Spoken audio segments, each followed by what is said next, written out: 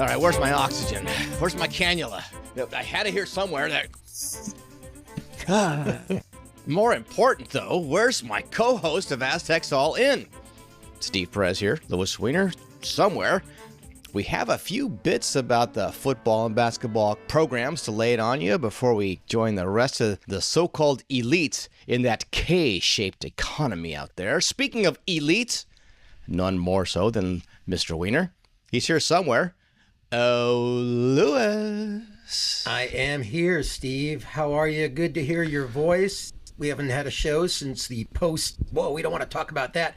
But what we do have coming up, defense returns to the Aztecs basketball team in a win at Viejas. We'll talk all about that. Okay, looking forward to that. I know you've talked about wanting to chat about football, and there is plenty to chew on, starting with that whole title game computer fiasco mathematics scenario that left the Aztecs on the outside looking in and putting Tater State and the gambling state in the title game. So go ahead, have at it in this space right here. Well, my feelings are metrics should never decide anything. And, remember they used to have the two different conferences, right? The two different divisions. Yeah, and the winner of each of those would go up against each other, and that way you knew who it was going to be.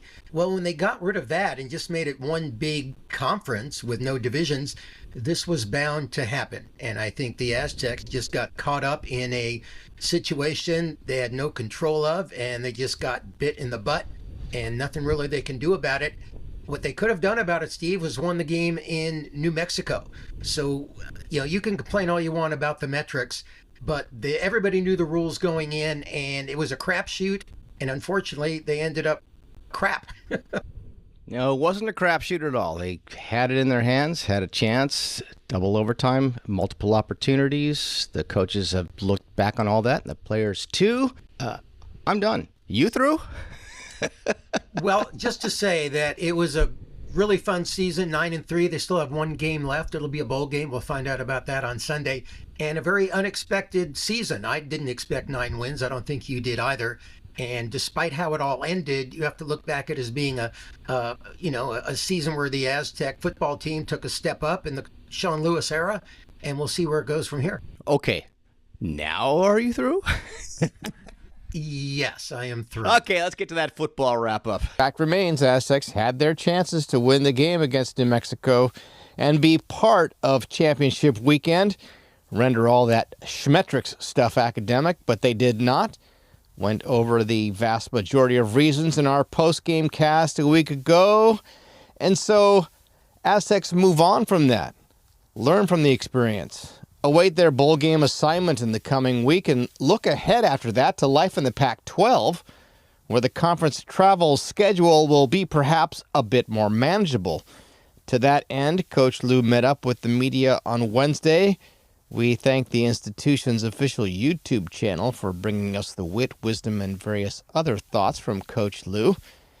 He gave us a bit of a season recap, went into his overview of the recruiting and vision for the program going forward. Most immediately, the Aztecs are playing in a postseason bowl by virtue of their 9-3 record. And that gives them a chance to continue working together with this group and also an eye toward the future and the goal of notching double-digit wins on the season. Wednesday, Lewis did not rail against the pointy heads and their computers, instead owning the half-dozen plays that could have changed everything against New Mexico.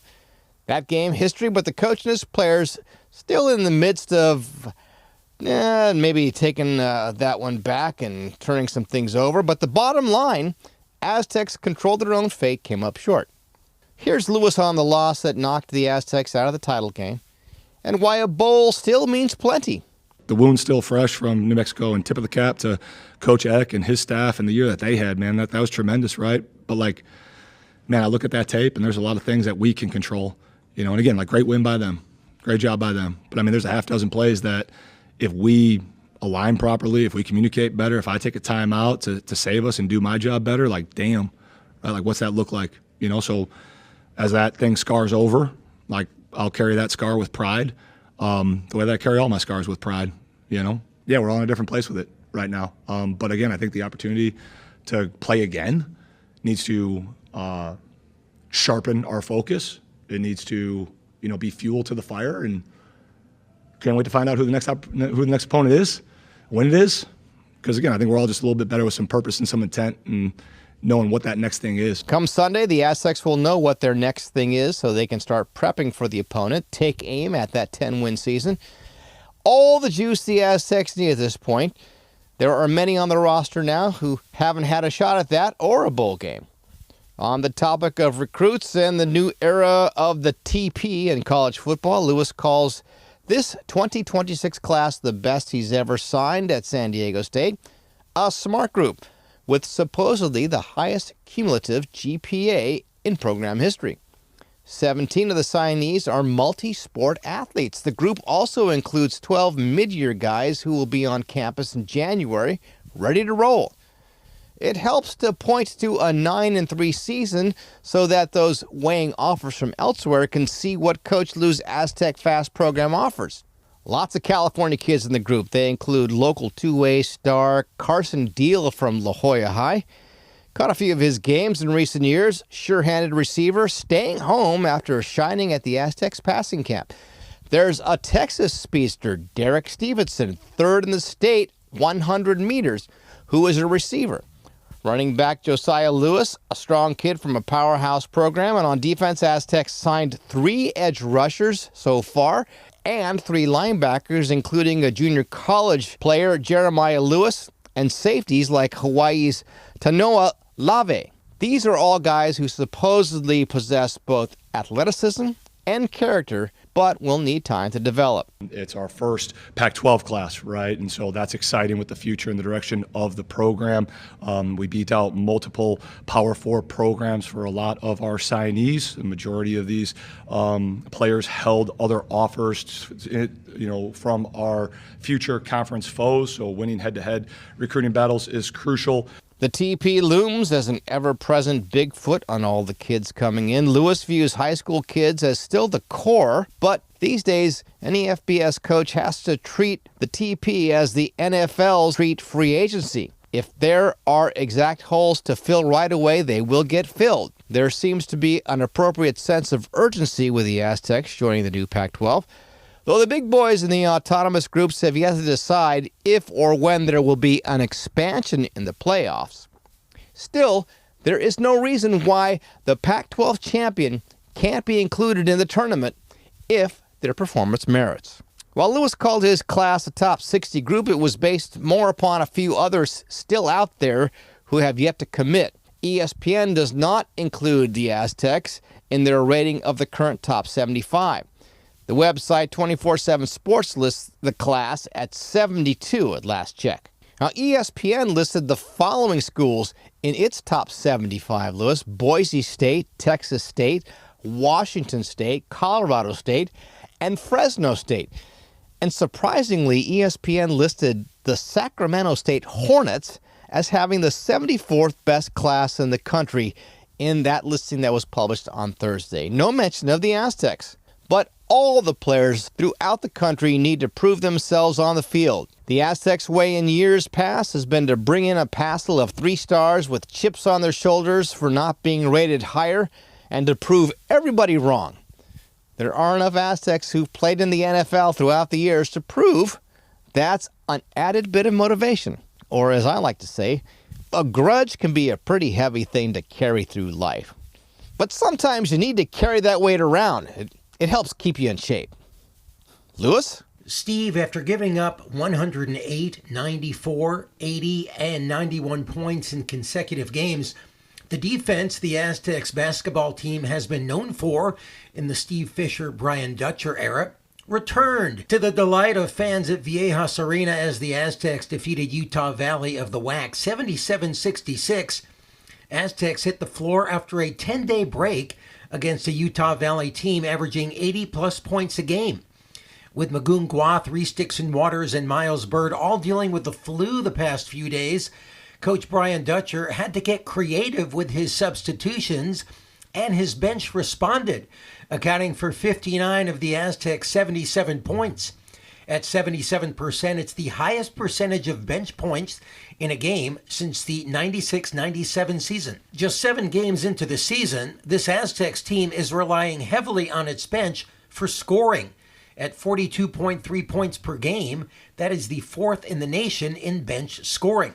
This was a coming-out game for freshman Simmons, who scored a career-high 15 points and matched a career best with 7 rebounds.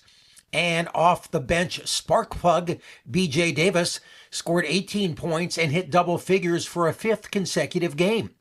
Farrell Compton also played well with 12 points, logging a career-high 22 minutes and matching career best with 3 blocks and 2 steals.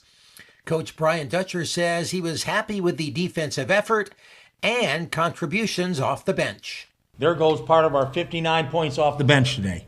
Scored 77 and 59 off the bench. 3 double-digit scores off the bench. Farrell, Tay, and BJ. So Bird got 2 IVs before the game today. Didn't practice for 2 days, was sick. So he tried to come in and gut it out, play hard. Heidi obviously went down, got undercut, fell on his back, so we couldn't use him. So that's where our depth paid off for us. You know, we had the depth to endure injuries, endure illness, and still find a way to come out with a win. We fought. I mean, we held a team to 66 points. How about that? So that's pretty good. And we put in a game plan. We changed our ball screen coverage for this game. And for 3 days we worked on it. We did a good job executing. I think our defense set the tone for their offense. They weren't running smooth at a lot of the things they did. That was a credit how we defended them. And then we made a couple late game adjustments, and we were able to follow those too. So we're making progress.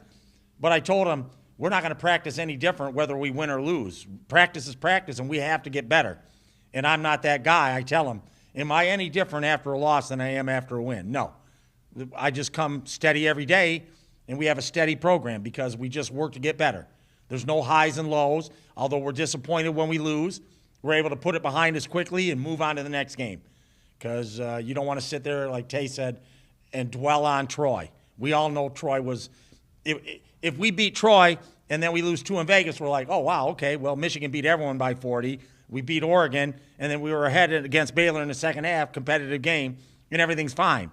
But the Troy loss just magnifies everything. So it puts more pressure to win games, and that's a good thing. At some point in the season, you're going to feel pressure. So we were feeling a little bit early, trying to get our team better. And whether the outcome of these games change or not, we have to get better. We know that. And I thought we made a step in the right direction today. While the Aztecs, who were favored by 9.5, won by 11, this was a 3-point game with 3:20 left. The Aztecs had numerous opportunities throughout the game to blow this one open, but to Utah Valley's credit, they always battled back. Twice in the first half, the Aztecs went long stretches without scoring. That includes the ends of the first half. With 3:12 left, the Aztecs led 33-20, but they went cold, and the Wolverines, thanks to a 12-0 run at the end of the half, cut the halftime lead to just 1 at 33-32. They were very opportunistic, turning just 4 Aztecs turnovers into 12 points. Here are comments from B.J. Davis and Simmons after the game. He was fantastic, for a freshman to be doing what he's doing. I think his ceiling is incredible. So he's an amazing player, and for him to be this young is phenomenal. I mean, I knew it was going to happen. I mean, I'm very excited that Goon is back, but I knew as a freshman that my minutes were going to cut back, and I was fine with that. Like, my mentality is just whatever the team needs me to do to win, and that's what I'm going to do. Like, whether it's, I don't know how many minutes I played tonight, but whether it's, 2 minutes, 10 minutes, like whatever time I'm out there, I'm just going to play my hardest, and that's what's going to get me on the court. I think they just were very resilient. They kind of stuck through it the whole way and made some big shots, and they have good facilitators that was getting to the rim and drawing to and making those little inside entry passes, so that was giving us a little confusion, but they stayed together and they kept fighting through it all. So yeah, definitely. We just have to be more organized. They jumped into the press and we weren't ready for it at the time, and we weren't organized. We'd have a call for it, so just little things like that we got to tighten up. Steve, Coach Dutcher took advantage of the new replay rule that allows the coach to challenge questionable calls on the floor. He did it twice in the second half. One was a block call on Taj DeGorville, and the second came with 4:41 left in the second half on an out-of-bounds call and he was successful on both. When you lose a couple games, you say, well, are they going to give in? Or are they going to fight through and get a win? And they fought through and got a win. And how about Coach Dutcher? 2-0 on the challenges today, huh? So I won 2 today. So that's unbelievable. I'm yelling at the guys behind the bench. What's a replay look like? They finally I gave in. Just okay, we'll challenge it anyway. So it's basketball is hard. I mean, every win is so important, and losses can happen anywhere to anybody. So winning games is hard. So we got to enjoy it when we win one, and we're going to enjoy winning. It's still replay. You saw what I did. I tried to throw a sub in to get more time to see if they saw anything. Then I put another sub in, I don't even know if I wanted subs in, but I'm trying to delay the start of the game so I can get the managers or the GAs to look on the pad to see if they can see what really happened. And eventually, I never got a response, and I was challenging anyway at this point. I think there was 3 or 4 minutes to go. Aztecs have another week off before their next game at home against Lamar on Wednesday, before hosting Air Force in the first conference game of the season the following Wednesday. The early season metrics aren't kind to the Aztecs in their effort to get an at-large bid to the NCAA tournament. In the first net ranking released this week, the Aztecs were 127, but ranked 72 spots higher in the KenPom index at 55. And with the Utah Valley win, they jumped in both, rising to 48 in KenPom and 101 in the net ranking. So, Steve, what does it all mean? Well, we all know what has to happen. The Aztecs have to keep winning. There he is with that Schmetrics stuff again. I look at it this way. Both football, basketball have more games to focus on, and once that's done, there is that great race with all of your fellow rats in the maze trying to get to that big hunk of cheese first. So, Louis, why don't you say goodbye to all those nice people out there while I take this opportunity to get a head start on you? Okay, consonants, bye.